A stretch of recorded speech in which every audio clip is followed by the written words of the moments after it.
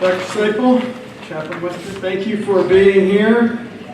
To our distinguished guests, mi llamo es Chris Nowland, jefe de Estado Mayor, y mi español es muy malo.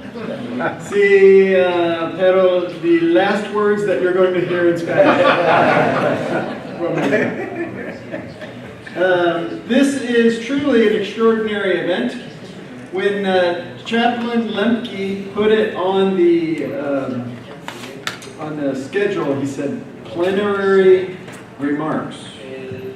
So I had to go back and look up what plenary meant, and then I realized that it's very appropriate because the definition goes all the way back to plenary indulgences. It was used in the, there will be no indulgences provided by the Chief of Staff today for my staff, so you can take part in that.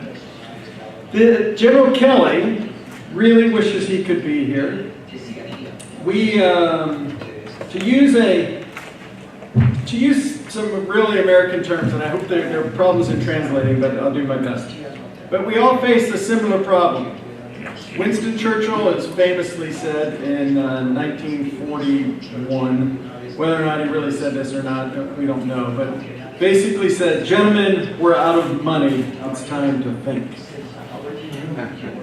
There's another analogy that says, when you've got a hammer, and only a hammer, every problem looks like a nail. Well, in United States Southern Command, because of the budgetary concerns that are going across the complete military, we're basically out of money.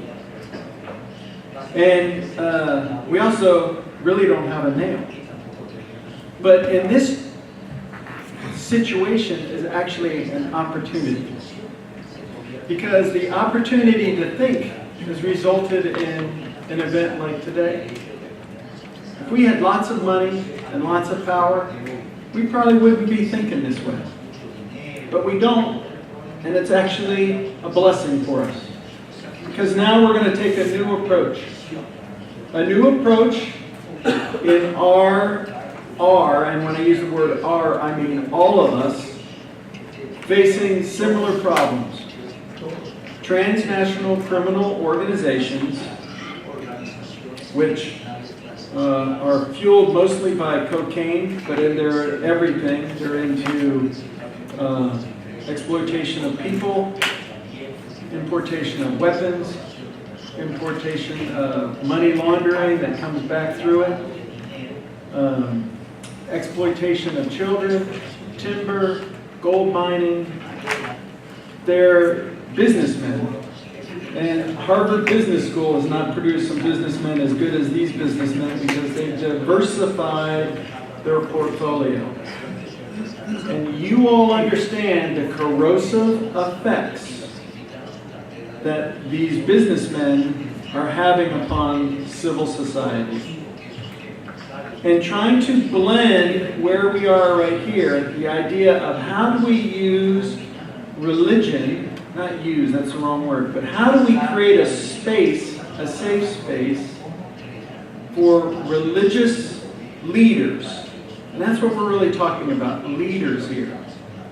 In all forms and all of the governments, how do we get religious leaders a safe zone where we can talk to security personnel and come up with solutions that are whole of government solutions, not based upon a hammer, but based upon coordinating our activities so that together we can start to tackle these problems. Because you all, from our visiting guests, and by the way, I hope you're enjoying Miami. Thank you for coming here. Because without you all, the conference would be nothing. We need this dialogue with you. We need your understanding. We need to know how it will work in your countries and how we can work together. But together with all of you sitting around talking, we can take the first step. Now, being the Chief of Staff, my job is to set realistic expectations. We realize that today is just, this conference is just a first step. But one of the advantages that from a key leader, religious leader perspective, and a military perspective is one of the things that we do very well is we plan and we build a strategy. And then over our strategy, we apply resources to that strategy, so over time, we can implement it through. The disadvantage we have is Chaplain Lemke will be here for 2 years. And based upon that song, maybe less. But anyway, he'll be here for 2 years. I appreciate your candor. I will be here, maybe 1 more year. So part of the problem is we need to establish relationships and we need to establish trust. So the personalities on the United States Southern Command side or the military, the uniform side that you see are going to come and go. I doubt that the bishop, the monsignors, the leaders, the key leaders of our religious, they're going to be there a while. They're in for this for a lifetime, so they're going to be there. But our goal is that we can create the relationships that are based upon personal relationships, but that we can also build the institutional relationships so that as we have these transitions, we can move through and just make sure that we're keeping those institutional and those new people relationships that we'll have. Because the strength of our military system is this planning, and when we lay this plan in there, we plan for 5, 7 to 10 years, and we will follow up over time and continue the effort. So this opportunity to talk about how religion matters in the problems that we're dealing with requires frank and honest conversation. And I know you all are going to do that. I know Dr. Seipel has got some perhaps provocative thinking. But we also require friendship and perhaps having a café con leche or perhaps a cerveza tonight and sharing those and establishing those relationships.